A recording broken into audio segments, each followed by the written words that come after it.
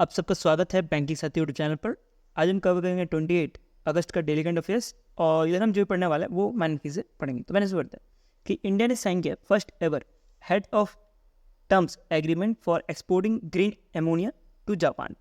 India ने जो है जापान में ग्रीन एमोनिया भेजने के लिए ये हेड्स ऑफ टर्म्स एग्रीमेंट जो है साइन किया गया है। अब आपके मन में क्वेश्चन चल रहा होगा, ये हेड्स ऑफ टर्म्स एग्रीमेंट होता क्या है। अब कोई भी कॉन्ट्रैक्ट बनने से पहले कुछ टर्म्स जो है साइन किया जाता है जिसको बोला जाता है हेड्स ऑफ टर्म्स। तो ये जो है साइन किया गया है बाय पी जोशी जी, जो कि ministry of new and renewable energy के अंतर्गत आते हैं और ये इंडिया के ही रिप्रेजेंटेटिव है इस मीटिंग में।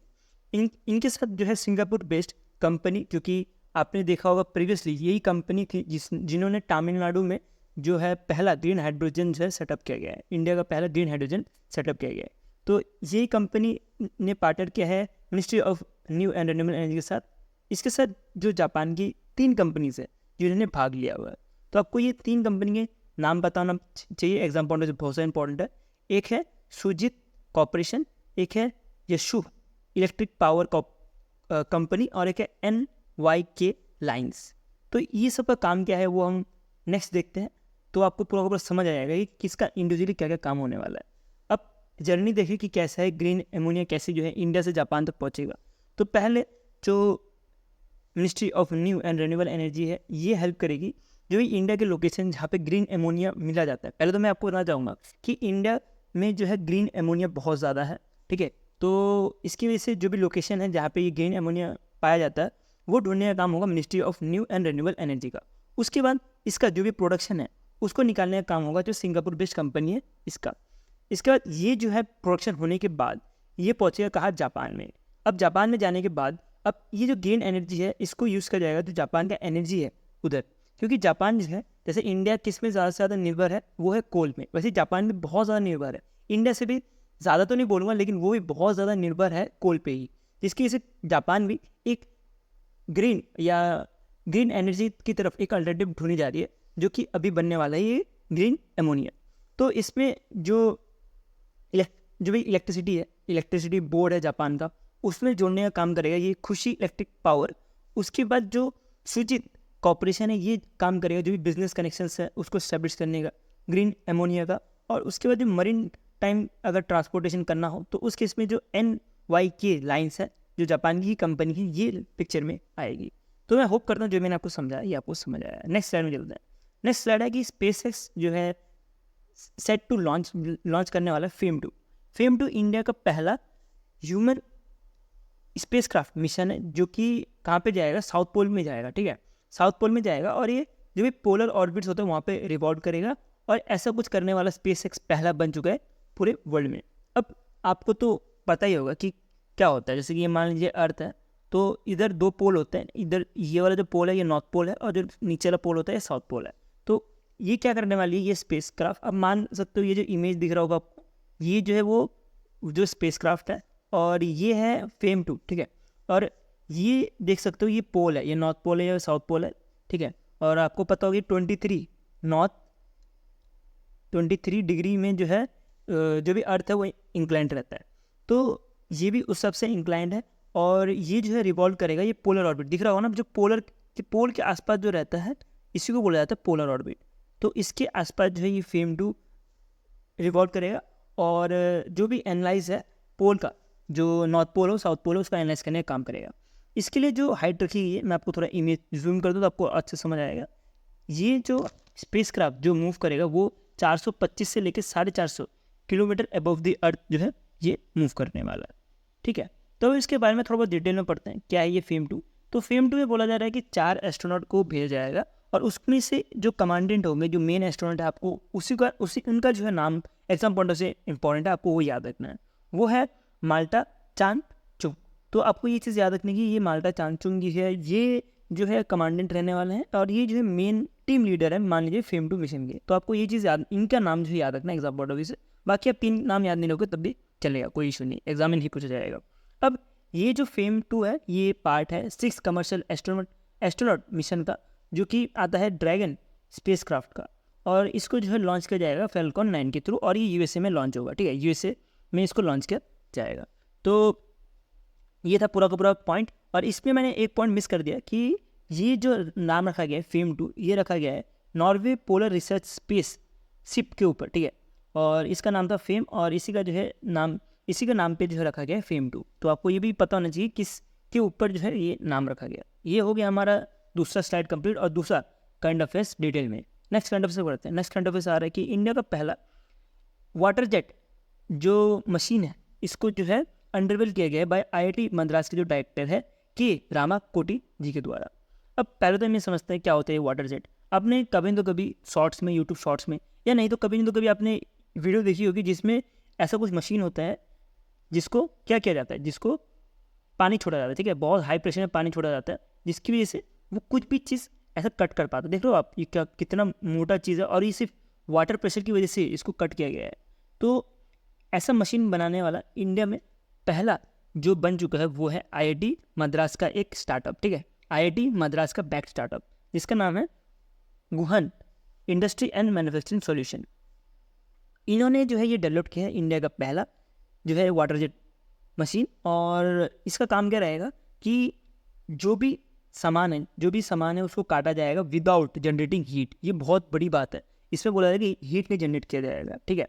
और इस मशीन को जो है सोल्ड किया जाएगा कुछ 45 लाख में।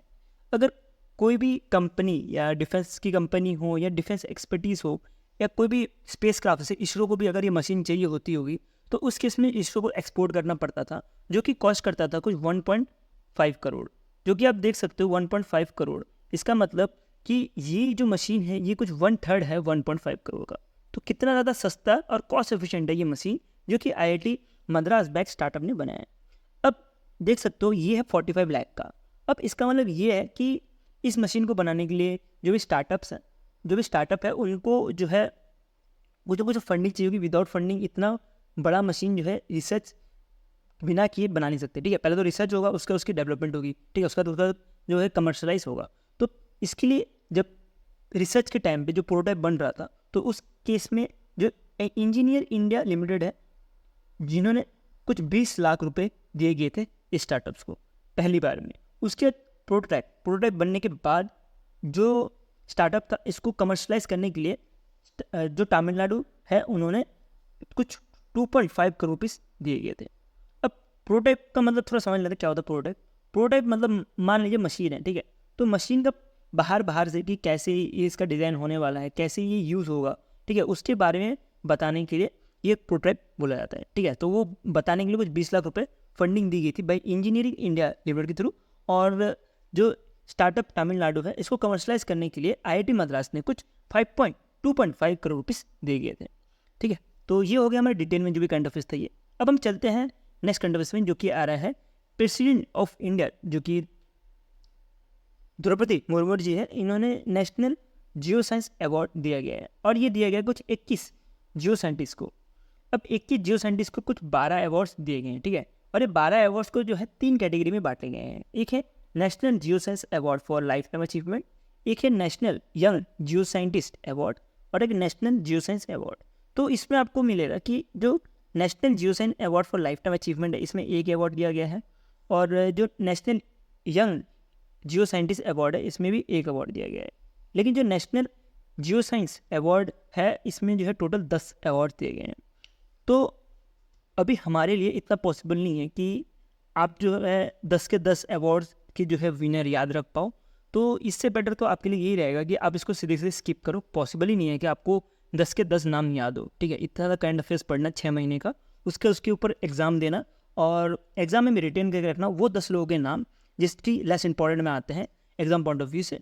तो बेटर तो यही है कि आप इसको छोड़ दो, क्योंकि एग्जामिनर को पता है कि कौन सा करंट अफेयर्स जो है इंपॉर्टेंट है। तो ये जो है लेस इंपॉर्टेंट में आता है तो आप इसको सीधे स्किप कर सकते हो। अब हम चलते हैं कि जो इंपॉर्टेंट करंट अफेयर्स है उसके ऊपर पढ़ता है। अभी एक अवार्ड दिया गया जिसके से एग्जाम में इंपॉर्टेंट बन जाता है। तो ये अवार्ड दिया गया है धीरज बैनर्जी को। धीरज बैनर्जी जो है एक तरह के साइंटिस्ट हैं Indian national science academy new Delhi में। अब इनको क्यों दिया गया ये अवार्ड? क्योंकि इन्होंने जो है हिमालय में जो इन्होंने काम किया था उसके लिए ये अवार्ड दिया गया है। अब इस अवार्ड के अंतर्गत कुछ कैश प्राइज भी रखा गया है, क्योंकि ये विनर है जिनकी वजह से इनको जो है एक सर्टिफिकेट उसके साथ 5 लाख रुपए एज अ कैश दिया गया है नगद। उसके बाद नेक्स्ट चलते हैं। नेक्स्ट है नेशनल यंग जियो साइंटिस्ट अवार्ड। और इसमें जो है नंबर ऑफ अवार्ड सिर्फ एक ही होते हैं, तो इसलिए एग्जाम्पल पॉइंट ऑफ व्यू से इंपॉर्टेंट हो जाता है कि एक ही अवार्ड है, और एग्जाम में बोलेगा भाई तुम ये भी नहीं पढ़ के जा रहे हो, एक अवार्ड है तब भी, तो इसलिए हमें एक अवार्ड पढ़ना ज़रूरी है। और ये आ रहा है डॉक्टर आशुतोष पांडे जी को मिला है। और आशुतोष पांडे जी जो है असिस्टेंट प्रोफेसर है Indian institute of science education and research के, जो कि केरला में बेस्ड है। अब इन्होंने भी क्या काम किया कि जो ईस्टर्न ध्रुवर क्रेटन है, इसको जो है इसके ऊपर रिसर्च किया है। ये भी जो हिमालयन के जो एरियाज होते हैं वहाँ पे आता है। तो इसमें आपको ज़्यादा डीप में जाने की ज़रूरत नहीं है, आपको सिर्फ पता होना चाहिए क्या चीज़ है, क्योंकि आप इधर बैंक का एग्जाम देने जा रहे हो या तो आप एसएससी का एग्जाम देने जा रहे हो, आप कोई साइंटिस्ट का एग्जाम देने नहीं जा रहे हो इसरो का, तो आपको इतना डीप में जाने की जरूरत नहीं है, आपको सिर्फ पता होना चाहिए किस लिए दिया गया है। और इसमें जो प्राइज मनी दिया जाएगा वो 3 लाख रुपये दिया जाएगा, और उसके साथ जो है एक सर्टिफिकेट दिया जाएगा, ठीक है। और इसमें मैं बताना चाहूँगा, इसमें जो है 1 लाख रुपये दिया जाएगा, ठीक है। तो इसमें 1 लाख रुपये दिया जाएगा, आपको ये चीज़ भी पता होनी चाहिए। पूछना बहुत मुश्किल है बट आपको पता होना चाहिए। नेक्स्ट स्लाइड चलते हैं।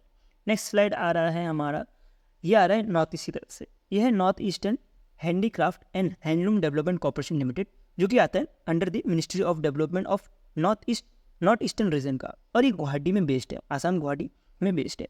अब इन्होंने सिक्योर किया है इको टैक्स सर्टिफिकेट, जो कि जर्मनी की तरफ से आता है सर्टिफिकेट। अब इस सर्टिफिकेट के अंतर्गत क्या बोला गया है, इस सर्टिफिकेट के अंतर्गत कुछ 100 जो है टेक्सटाइल को रखा गया है, टेस्टेड किया गया है, और इसको बोला गया है कि जो ये कंपनी को ये सर्टिफिकेट मिलता है कि वो जो है इको फ्रेंडली कंडीशन में जो है सिल्क जो है बनाता है, ठीक है। सिल्क का जो भी काम करता है वो इको फ्रेंडली कंडीशन में काम करता है। तो इसकी वजह से जो भी ये कंपनीज है, जो भी ये कंपनी है, इसको रिकमेंडेशन मिलेगी, और ये जो है ग्लोबली अपना जो सामान है वो बेच पाएंगे। अब ये कौन सा सामान बेच पाएंगे, वो बेच पाएंगे eerie silk of Assam. Eerie silk of Assam एक तरह का वर्ल्ड का ओनली वीगन सिल्क है, जो कि एथिकल है मैन्युफैक्चरिंग प्रोसेस में, ठीक है। तो ये बहुत ज़्यादा इंपॉर्टेंट है, ये आपको सिल्क का नाम पता होना चाहिए। इसके साथ कौन जो है इस सिल्क को बेच रहा है, वो कौन है, north eastern handy craft and handloom development corporation limited. और इन्होंने जो है ये इकोटेक जो है सर्टिफिकेट अचीव किया फ्रॉम जर्मनी, ठीक है। नेक्स्ट चलते हैं। नेक्स्ट जो है टेबलर कंटेंट पर आता है। जो भी हमारा माइंड मैपिंग वाला कंटेंट था वो खत्म हो गया, अब तो टेबलर कंटेंट है वो पढ़ते हैं। अब 2 चीज़ें क्यों रखी है, माइंड मैपिंग और टेबलर, क्योंकि कुछ कंटेंट जो है माइंड मैपिंग से पढ़ने में ईजी होता है, और कुछ कंटेंट जो है टेबलर पढ़ने में ईजी होता है, जिसके से हमने ये सारी चीज़ें जैसे लॉन्चेस, कॉर्पोरेशन, MU और बाकी भी आपको मिलेंगे, वो सब हमने टेबलर फॉर्म में रखा हूँ। तो पहले नॉलेजेस में चलते हैं। तो ये आ रहा है कि एक्सिस बैंक ने पार्टनर किया है वीज़ा के साथ और मिनटोक के साथ। मिनटोक जो है एक तरह का मुंबई की बेस्ड कंपनी है। अब ये सारे के सारे मिलकर क्या लॉन्च कर रहे हैं, एक नियो लॉन्च कर रहे हैं। नियो फॉर मर्चेंट ऐप जो है लॉन्च कर रहे हैं। ये एक तरह का मोबाइल ऐप है जिसमें मर्चेंट जो भी है वो पेमेंट कर पाएंगे, ठीक है। वो अपना पेमेंट जो है वो मैनेज कर पाएंगे, वो अपना ट्रांजैक्शन देख पाएंगे, कितना ट्रांजैक्शन हुआ है वो रिपोर्ट कर पाएंगे, वो राइज कर पाएंगे, ठीक है। और वो सब कुछ कर पाएंगे directly using the mobile app. और ये जो है रिप्लेस करेगा जो भी रिलेशनशिप मैनेजर चाहिए होता है बैंक में उसको, ठीक है। तो एक साइड से ये अपना जो काम है वो मोबाइल के थ्रू करने की कोशिश कर रहा है, ठीक है। नेक्स्ट कंट्री से बढ़ते हैं। नेक्स्ट कंट्री से कि यूएई ने पार्टनर किया ब्रेस के साथ, और ये दोनों मिलकर जो लॉन्च करने जा रहे हैं सेंटर फॉर इंडस्ट्रियल कॉम्प्लीटेंस। तो ये इसका काम क्या होने वाला है, ये सपोर्ट करेगा development of skill, industrial skills और कैपेसिटी को। तो ये आपको ध्यान रखना, इस साथ आपको डीप में जाने की जरूरत है नहीं। नेक्स्ट चलते हैं कोलैबोरेशंस में। तो भारत पे ने कोलैबोरेशन किया O2 कैपिटल के साथ। O2 कैपिटल क्या करेंगे, ये तरह 2 व्हीलर लोन देने का काम करेंगे कुछ 2.5 लाख तक। उसके बाद भारत पे ने पार्टनर किया है वर्ल्ड मनी के साथ, और वर्ल्ड मनी के साथ पार्टनर करके ये जो है लोन देने का काम करेंगे म्यूचुअल फंड के अगेंस्ट, और वो दिया जाएगा कुछ 1 करोड़ तक। तो ये पता होना चाहिए कि आपको 1 करोड़ तक जो है ये दिया जाएगा, और ये जो है मर्चेंडाइज जो भी पार्टनर्स हैं इन्हीं को दिया जाएगा।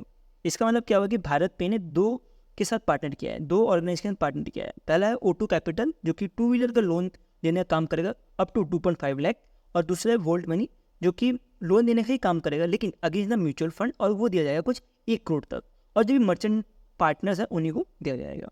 नेक्स्ट कंट्री से बढ़ते हैं। नेक्स्ट कंट्री से एक MU है जिसमें आ रहा है कि पेट्रोनेट LNG लिमिटेड इंडिया की तरफ से, और एक कंपनी है श्रीलंका की तरफ से जो कि है LTL होल्डिंग। ये दोनों ने MU साइन किया कि जो ये पेट्रोनेट LNG लिमिटेड है इंडिया का, ये जो है LNG प्रोवाइड करने का काम करेगा, जो भी ये LTL कंपनी से इसको, जो कि कोलंबो बेस्ड है, तो इसको दिया जाएगा। और अभी इनिशियल टर्म में ये LNG जो है सप्लाई किया जाएगा फॉर 5 ईयर्स, ठीक है।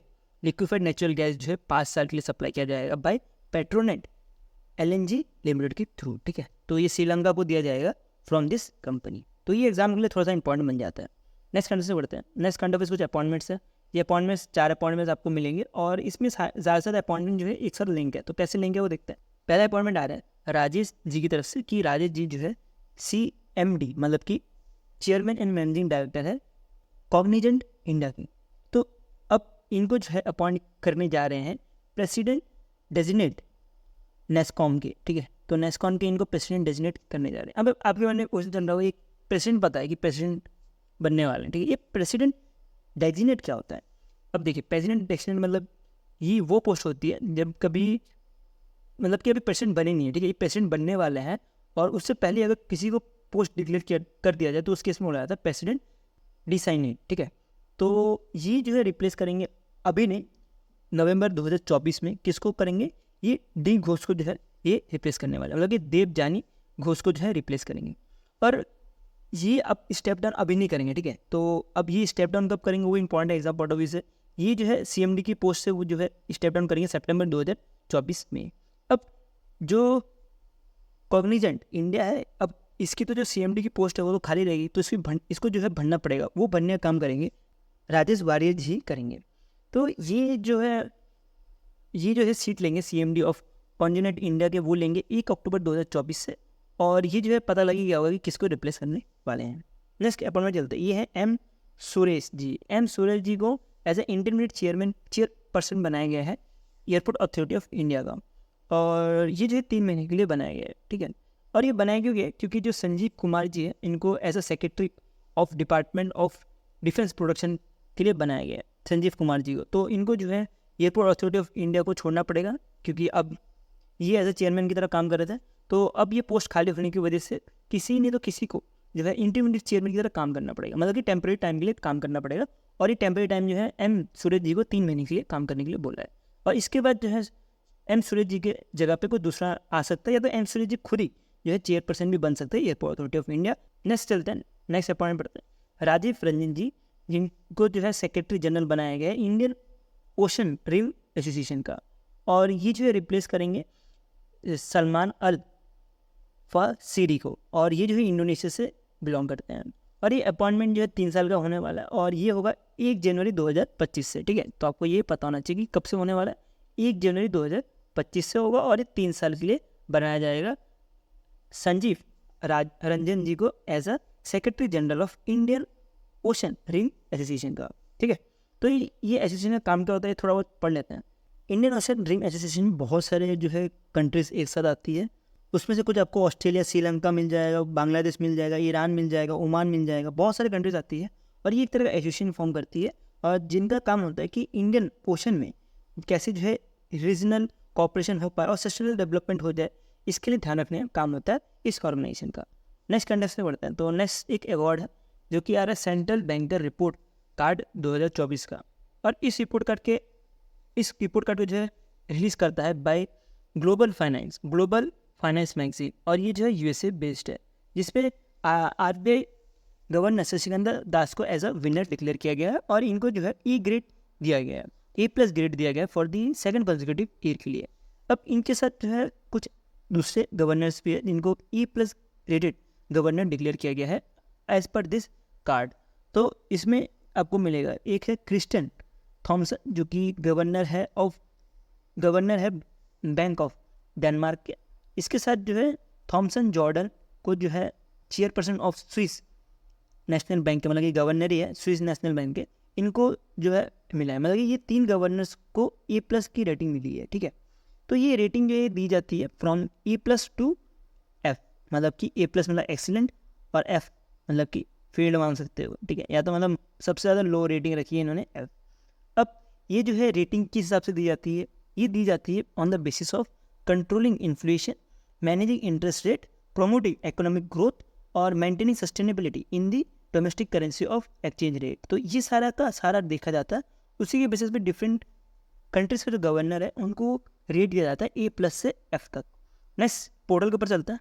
तो ये आ रहा है portal for online monitoring of projects, जिसको प्रोमोट भी बोला जा रहा है और इसको जो है लॉन्च किया है बाय मिनिस्ट्री ऑफ पावर ने। अब इसका काम क्या होने वाला है, इस पोर्टल का काम होगा कि रियल टाइम ट्रैकिंग और एनालिसिस करना जो भी थर्मल पावर प्रोजेक्ट्स है इसको, तो इसका ये लौता काम है और एग्जाम के लिए आपको इतने पढ़ना है। नेक्स्ट चलते हैं, नेक्स्ट आ रहा है disaster resilience infrastructure for power sector की तरफ से ये आ रहा है और न्यूज़, और इसको जो है डेवलप करने का काम कर रहा है सेंट्रल इलेक्ट्रिसिटी अथॉरिटी, और ये जो है होस्ट किया जाएगा नेशनल पावर पोर्टल पर। अब इसका काम क्या होने वाला है, ये एड्रेस करेगा जो भी पावर सेक्टर का जो भी प्रॉब्लम है उसको। मान लीजिए कभी पावर सेक्टर जो है, जो भी इलेक्ट्रिसिटी है आपके सिटी में वो डिस्टर्ब हो गया ड्यू टू साइक्लोन हो सकता है, वो अर्थक्वेक हो सकता है या फ्लड हो सकता है, तो उसका जो प्रॉब्लम है, जो डिस्टर्बेंस हुआ है उसको एड्रेस करने का काम होगा ये DRIPS का। अब ये DIRPS जो है एक तरह का सिंगल पॉइंट ऑफ कॉन्टैक्ट होने वाला है for managing the inventory of essential power system का, और अगर कुछ भी इमरजेंसी के टाइम पे कुछ प्रॉब्लम होगी तो ये सिंगल जो है मतलब ये जो है सिंगल पॉइंट ऑफ कॉन्टैक्ट होने वाला है। नेक्स्ट काइंड ऑफ से पढ़ते हैं, नेक्स्ट काइंड ऑफ है जल विद्युत DPR, और इसको जो है मिनिस्ट्री ऑफ पावर, तो इस पोर्टल के अंतर्गत बोला गया है कि ये एक तरह का ऑनलाइन मॉनिटरिंग एंड सर्वे का काम करेगा जो भी हाइड्रो पावर प्रोजेक्ट है उसके ऊपर। जैसे कि ऊपर वाला हमारा क्या था प्रॉम जो है वो काम करता है थर्मल पावर प्रोजेक्ट्स के लिए, तो वैसे ही ये जो है हाइड्रो पावर प्रोजेक्ट्स के लिए काम करने वाला है, और ये जो है रिड्यूस करेगा कि अगर कोई भी हाइड्रो पावर प्रोजेक्ट हो उसका डेवलपमेंट के लिए जो भी अप्रूवल्स चाहिए होता है उसका टाइमलाइन, तो उसका टाइमलाइन रिड्यूस करने का काम ये पोर्टल करने वाला है। नेक्स्ट चलता है, नेक्स्ट करंट अफेयर्स एक रिपोर्ट है जिसमें आ रहा है कि ब्रांड फाइनेंस का एक रिपोर्ट है जिसको बोला जाता है फूड एंड ड्रिंक 2024 का रिपोर्ट, और ये रिपोर्ट जो है बेस्ड है लंदन का, और इस रिपोर्ट को जो प्रेजेंट करते हैं ब्रांड फाइनेंस कंपनी। इसमें जो है अमूल जो है as a emerging world most strongest food and dairy brand बना है। अब अमूल बना है, लेकिन अमूल की अगर हम ग्लोबली रैंक देखें तो इसमें आपको मिलेगा कि मोस्ट वैल्यूबल फूड ब्रांड्स में तो अमूल की जो ग्लोबल रैंकिंग है वो 22 है। पिछले साल जो थे वो 29 थी, और इस साल वो बढ़ के जो है 22 हो चुकी है। पर अमूल की अगर रेटिंग देखें तो वो मिलेगा आपको AAA+ रेटिंग, और ये 4 साल से जो है 4 कॉन्सेक्यूटिव टाइम से इन जो अमूल है इनको ये रेटिंग मिली जा रही है। अब पहले नंबर पर बात करें तो पहले नंबर पर कौन है, तो पहले नंबर पर नेस्ले है जो कि स्विट्जरलैंड बेस्ड है, और इनको जो रेटिंग दी गई है वो AAA दी गई है। अब ऐसा नहीं है कि A+ है तो इसका मतलब इनकी जो है रैंक अच्छी होनी चाहिए। A रेटिंग इसलिए दी गई कि ये जो है फूड और डेयरी दोनों में जो है आते हैं, इसके से इनको A+ दिया गया। ये रेटिंग और ये रैंक कुछ ये इंडिपेंडेंट है, ठीक है, तो ये आपको पता होना चाहिए। नेक्स्ट ये जो है सेकंड नंबर पे जो है लेस USA बेस्ड है जिसको AAA- जो है रेटिंग दी गई है, और तीसरे नंबर पे आता है चाइना की कंपनी ईली को जो है AAA रेटिंग दी गई है, ठीक है। तो ये एग्जाम पॉइंट ऑफ इतना इंपॉर्टेंट है भी नहीं। मैं आपको थोड़ा इसके बारे में थोड़ा और बताना चाहूँगा कि इसमें 3 तरह की कैटेगरीज में जो है इसको दिया जाता है जो ये अवार्ड्स होते हैं। तो पहला जो है वो आता है फूड, दूसरा आता है डेयरी, तीसरा आता है नॉन अल्कोहल। तो डेयरी की बात करें तो डेयरी में जो है वो मिला है येली को जो चाइना के बेस्ड है, और जो नॉन अल्कोहल ड्रिंक्स है उसमें जो है कोको कोला को अवार्ड दिया गया है, ठीक है, तो इसको कोको कोला को रखा गया है। और फूड और डेयरी ब्रांड की बात करें तो उसके लिए अमूल को रखा गया। तो ये सारा का सारा पॉइंट है जो कि हमने एक ही बार में कवर कर लिया। अब 1 में बढ़ते हैं, तो ये आ रहा है एक वर्ल्ड बैंक की तरफ से न्यूज़ कि वर्ल्ड का पहला कार्बन रिमूवल बॉन्ड जो है साइन किया गया है, जो कि दिया गया है 2 to 5 मिलियंस में, और ये दिया गया है जो अमेज़ॉन, पता होगा आपको अमेज़ॉन फॉरेस्ट के बारे में, उसका रिफॉरेस्टेशन करने के लिए फंड दिया गया है, ठीक है। तो ये जो है फंड जो दिया गया है वो वर्ल्ड बैंक का एक ऑर्गेनाइजेशन है जिसका नाम है international bank for reconstruction and development. इन्होंने ये जो है ये पहला कार्बन रिमूवल बॉन्ड जो है दिया गया है, और ये जो है बॉन्ड जो दिया गया है ये 9 साल के लिए दिया गया है। ये 1 लाइन है इसलिए कि इसमें ज़्यादा डीप में जाने की ज़रूरत नहीं है, ये इतना इंपॉर्टेंट है भी नहीं, और आपको इतना ही पढ़ना है, इससे ज़्यादा पढ़ के कोई मतलब भी नहीं बनता। मैं होप करता हूँ जो मैंने आपको समझाया वो आपको समझ आया। हमारा बैंकिंग साथी का ऑल्टी मोटिव यही है कि आपको शॉर्ट में और क्रिस्प में जितना आसान लैंग्वेज, जितना आसान तरीके से आपको समझाया जा सकता है उतना आसान तरीके से समझाया है, जिसके से आपको रिविज़न करने में हेल्प हो। बिकॉज वो कंटेंट पढ़ने का क्या फ़ायदा जिसमें हम लास्ट में अगर रिविज़न नहीं कर पाओ एग्जाम के समय, तो हमारा कंटेंट भी आपको इस तरह से मिलेगा कि आपको रिविज़न करने में हेल्प हो। इवन जो आपका मंथली और वीकली PDFs है वो भी आपको इसी फॉर्म में मिलेंगे, और अगर आपको इसका PDF चाहिए तो आप इस टेलीग्राम ग्रुप में जाके वो PDFs भी डाउनलोड कर सकते हो। सो अगर वीडियो अच्छा लगा तो लाइक कर देना, और ऐसी कंटेंट देखते रहेंगे सब्सक्राइब टू माय चैनल। सो अभी के लिए इतना रखते हैं। Thank you for watching this video.